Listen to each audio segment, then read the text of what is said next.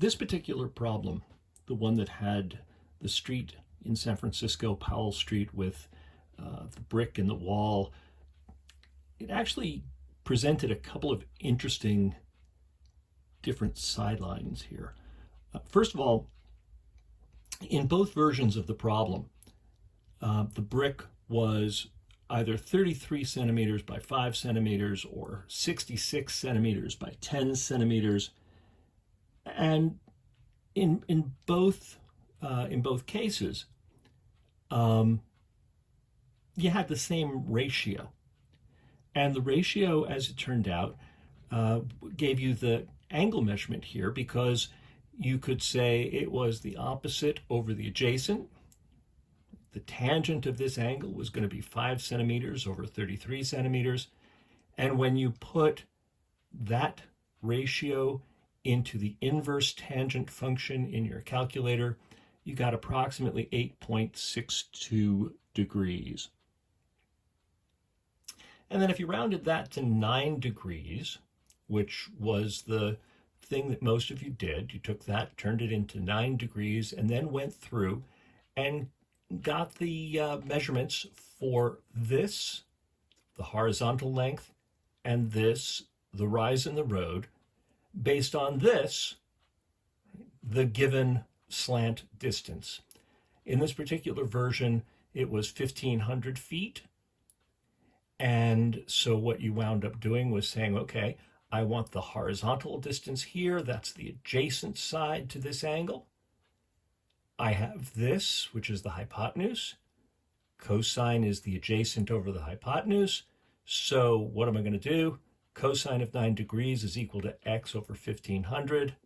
Multiply 1,500 by the cosine of 9 degrees, and that will give you x, and in this case it was 1481.53, and I told you to round it to the nearest hundredth, and so this is a perfectly fine answer for this problem.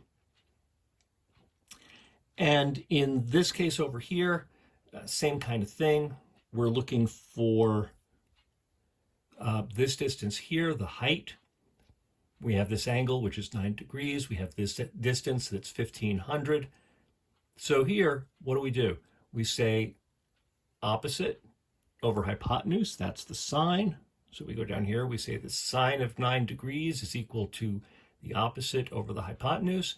Multiply both sides by 1,500, and you get 234.65 feet. And that's a perfectly good answer for this problem. So 9 degrees, 1481.53 feet, 234.65 feet. Fine, that works. Here's the other version of the problem. Similarly, like I said before, you have 66 by 10. The ratio is the same, 33 by 5. So when you put it into the tangent formula and then turn it around to the inverse tangent, you still get 8.62 degrees. And again, in this situation, if you round it to 9 degrees, when you're looking for the horizontal distance, which is the adjacent side, you use the cosine. 2,000 times the cosine of 9. This time gives you 1975.38 feet. And if you use the sine, you're dealing with the opposite and the hypotenuse. So you wind up saying the sine of 9 degrees is equal to x over 2,000. Multiply both sides by 2,000, you get 312.87 feet. Again, perfectly fine answers for this version of the test. Here are some of the other things that people did. This person used a more random method of rounding than anyone else did. The instructions said to round when you gave me the degree measurements. So this person rounded to the nearest degree measurement, 9, but then went back and said, well, okay, I'm going to use the rounded version of 8.61, and I'm going to get the cosine of that, and that turned out to be 0.9 something, something, something. And that person rounded there and then did the arithmetic, multiplying both sides by 2,000 to get 977.43. And then did the same thing back down here to get this one. Again, the same kind of deal, rounding and then rounding again, getting the sine and rounding that. Got 299.61, all of which is fine as long as it's pretty clear what you were doing when I look at your paper. What this person decided to do was, all right, I'll answer the question about the 9 degrees, and I'll do it the same way everybody else does it. I'll take the opposite over the adjacent. I'll find the inverse tangent for that. And there it is. It's 8.615. It's 9 degrees. But thank you very much. I don't really need that anymore. Why don't I need that anymore? Why don't I care? Well, because I have this triangle here, and I know two sides of it. 66 centimeters, 10 centimeters. And with the Pythagorean theorem, I can actually get the hypotenuse of this. And this person did. Got the hypotenuse, rounded it to 66.75, and then said, fine, now that I know that, I know these two triangles are similar. I know all three side lengths of this one, at least to the nearest hundredth of a centimeter. And I know that the ratios between the corresponding sides here have to be the same. If I want the side that's corresponding to this side, this one over here, all I really have to do is set up the ratios. So I've got 66.75 over here, and I've got 2000 over here, right? That's one ratio. The other ratio is 66 to whatever this is, 66 to x. And then cross multiply, divide, do all of the magic that one does with proportions, and I'll get x is equal to 1977.53. Here, I can do something similar. I have the same ratio, 66.75 over 2000. That's the ratio. That's basically the zoom factor for these two triangles. So what am I going to do? I'm going to take this side and find the equivalent ratio with this side here. So 66.75 and 10 are the two side lengths here and here. 2000 and x are my two side lengths here and here. Put them in a ratio, do the magic, and I get 299.63. That's also a perfectly okay way to do it. But then you start asking yourself, well, wait a minute, I've got all these different measurements, all these different answers. Are they all okay? Let's take a look at that. So this is the triangle we're looking at, or the pair of triangles we're looking at. We know that this right here is 66, this is 10, and this is the hypotenuse, so it is the square root of 66 squared plus 10 squared. So we know the three sides of this.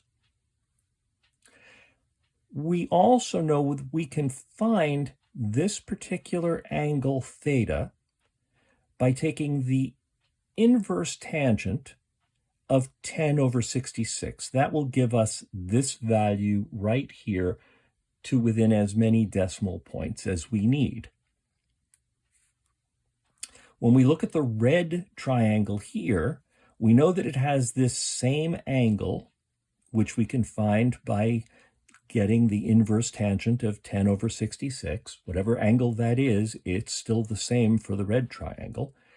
And we have the 2000 measurement for the hypotenuse. That by itself isn't enough to get x and y, not just the hypotenuse. But if we know this angle measurement, we can take the sine of theta and set that equal to the opposite over the hypotenuse, y over 2000. So what'll that look like? That looks like us doing that. Right? Here's the measurement, right? Here's theta. It's equal to the inverse tangent of 10 over 66. Here's what we said. We had the sine of theta was equal to y over 2000.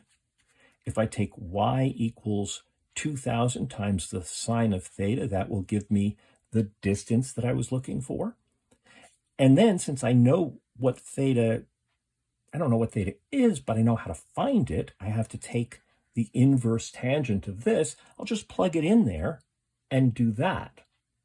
Okay, so now if I take my calculator and I say 2000 times the sine of whatever angle I get when I take the inverse tangent of 10 over 66, that will give me what I'm looking for. So now let's look at what happens when you do that. I've already fed it in here to the calculator. So here's 2000 times the sine of the inverse tangent of 10 divided by 66. So if I hit enter, this is what I get. So let's write that down. Okay, I'm going to write it down over here. It's 299.6107589. All right, so let's just hold that thought for a minute and go back over here. And I'll say, all right, so here we are. We're going to use ratios to do exactly the same thing.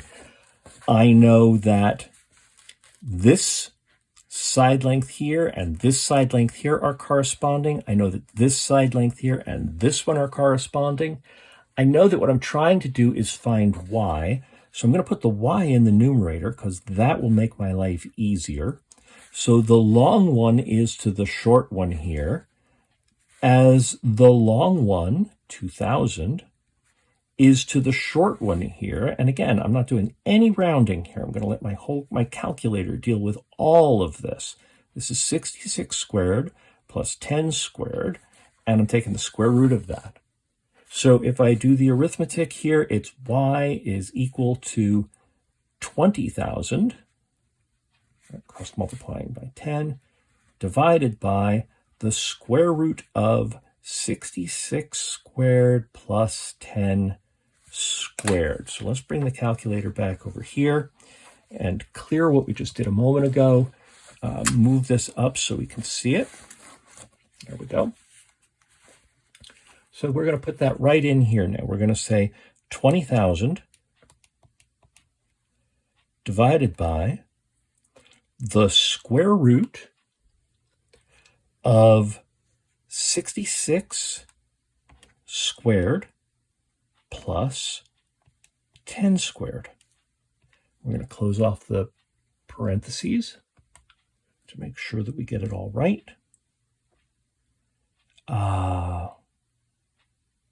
That ought to do it. Let's see what we get. Hey, that's pretty amazing, isn't it? And hang on to that. Right?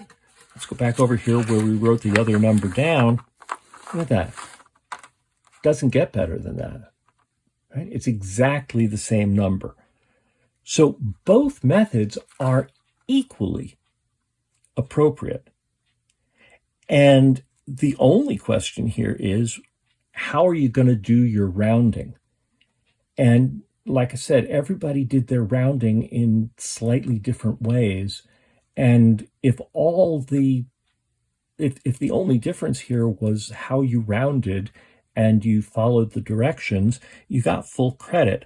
But what I want you to recognize is that if you're told to give the best answer you can, what you need to do is to put the whole thing into your calculator all at once without rounding anything, whether you're doing it this way or you're doing it this way. Right? Again, if I had taken 2000 and divided it by some truncated version of this, right? When we looked at it before, the person who did this as 66.75, right? If I just did that, right, let's just see what happens here. Might as well just do it real fast, right? We say, okay, we're going to take the square root of 66 squared plus 10 squared. What does that turn out to be? Oh, it turns out to be 66.75 something, something, something. So I'm going to use 66.75 here and say y is equal to 20,000 divided by 66.75. Well, that's kind of close, but you notice that now I've got 299.63, whereas before I had 299.61. And then here, as we started looking at people who did the rounding differently, right, they got this and it turned out to be 9 degrees, so that's what they plugged in here. So they got something completely different. And in fact, let's just remind ourselves of what that was. Right? If I did 2,000 times the sine of 9 degrees, what did I get? I got 312.889, because again, I'm going to round it again. So now it's 312.89. That's a significant difference from this, okay, because there's been a lot of rounding error as we went. It's important for you to recognize that that's what's happening. That's why you're getting different answers. And you say, well, what's the right answer? Well, the right answer depends on what the instructions were, and also depends on what your margin of error is. If, like I said before, if what you're trying to do is brain surgery, then a margin of error that goes from 312.887 or 299.61, that's way too large. On the other hand, if all you're doing is trying to measure how much fencing are you going to need, you're probably going to get pretty close to the right answer either way. So those are the answers to the problem, and how to do it, but even more to the point, there's a little bit more to learn here about there being more than one way to do the problem, and also being really sensitive to what kind of rounding you're doing.